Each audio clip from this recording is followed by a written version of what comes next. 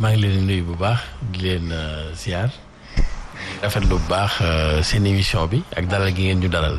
te vraiment yaatal après incha allah ak monsieur Thiam. ci li ñu fi indi incha allah.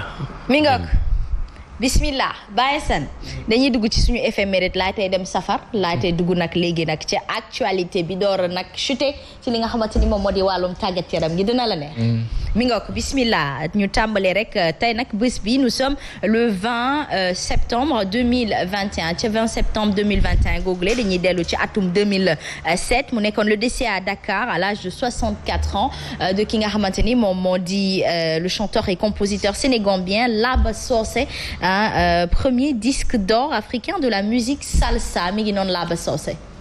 kii de fàttali bi ma si am xam nga Sénégal dafa amoon ay temps ngénte mooy ngénte yooyu nga xam dañuy bâche musique bi di rëkk ci mbedd ndeysaan yooyu sax amatul c'est terrible jamono bi muy am nag Laba Sossé mi ci bi ñuy doon xale bokk na si ñi ñu gën a ràññee ñu njëkk a ràññee c'est une voix connue mondialement boo xam ni àdduna bi yëpp xam nañ ko premier disque d'or africain nga wax wala Sénégal africain donc mu nekk ku ñu bëgg tamit fële sa Cuba. am na document bu Macky Sall def sunu xarit bi nekk fële ca Suisse def na ko ci moom documentaire bu am solo mu fàttali ñu ko wan ñu ci lu bëri et Laba Sossé malheureusement ci dernier moment yi mu nekk Sénégal ba bi mu fi jógee il a perdu un peu de reconnaissance dañu dem ba mu mel ni dañ ko fàtte mu mel ni voilà moi je me rappelle sa dernière prestation bi ma mujjee assister c'était en 1998 à la maison de la culture. DK24 benn moment Abidjan dafa yàgg na trop. oui yàgg na trop Abidjan. man c'est là-bas que je l'ai connu d'ailleurs. DK24 boobu. je me rappelle ci laa ko mujjee gis ndeysaan mu màgget jamono boobu. et après par la suite mais ku yàlla defal xéwal la. et Abidjan comme Thiam il dit. Abidjan yàgg na fa. macha allah yàgg na fa waaw. sénégalais yi dem Abidjan te di fa yàgg dañuy bëri macha allah di fa gis seen bopp te di fa yëg seen bopp et surtout culturellement.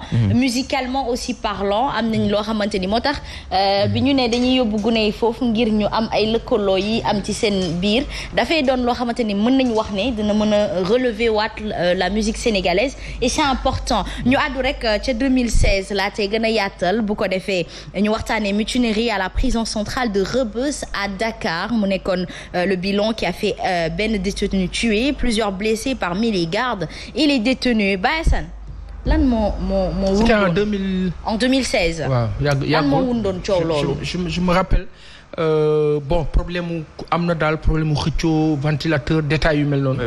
mais je me rappelle aussi ndeysaan ki ci ñàkk bakkanam sa famille bi ñuy expliqué je me rappelle plus du nom dañ doon wax ne dafa dugg presque accidentellement.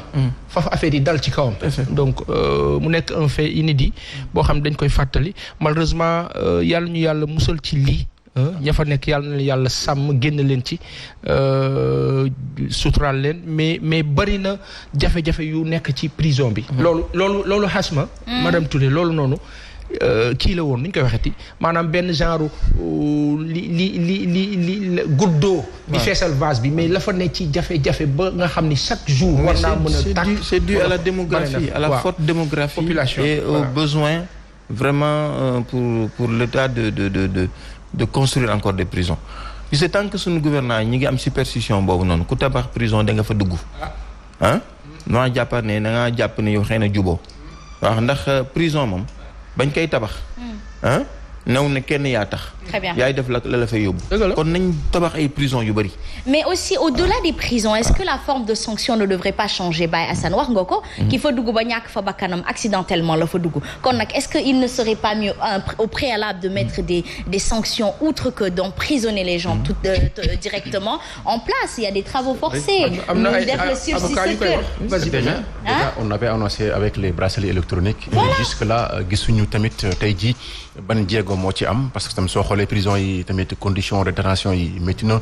longue détention yi tamit c'est des choses yoo xam ne tey bëri na ay droits de l'homme ay avocats yoo xam ne mandat de dépôt yu gaaw surtout loolu tey am na yenn fait yoo xam ne pour man war nañ ko mën a gaaw a juger.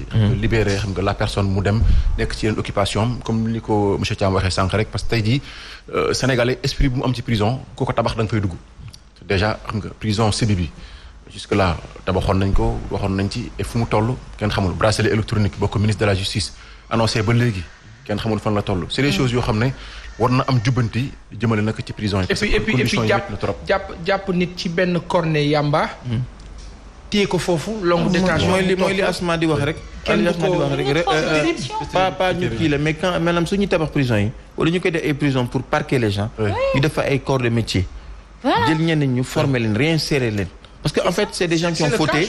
C'est des gens qui ont fauté. Voilà, gis nga ko y a la boulangerie là-bas qui a été faite par des détenus. C'est excellent, tu vois. C'est excellent. Donc yu mel noonu c'est quand même salutaire. Et puis mbay mi ak yooyu yëpp mi ngi fi. Au niveau de Louga parce que dernièrement j'ai vu un témoignage par rapport à ça parce que Louga ku fa nekk moom côté mbay mi la jublu. Tout à fait. Oui, parce que c'est une terre cultivable, donc autant se trouver des mains d'œuvre et comme sanction. Kédougou ñu def ay miniers. Voilà. ñu gas pétrole or bi ak yooyu. Il faut que ñuy tollier système bi parce que ça commence à devenir obsolète et puis ça nous porte préjudice parce que ku dugg kaso génn Baye Assane da ngay gis ni bu dee yoon erreur bu ndaw la da koy gën a yokk fit alors que kaso la base c'était de te rééduquer, de te priver de liberté et de mais rappelons que malheureusement nos prisons sont parties de l'esprit colonial. Aussi. Donc conception de base ñun li ñu topp bon. Obsolète li ñu topp bon maanaam dafa ñu topp ba te noo ba.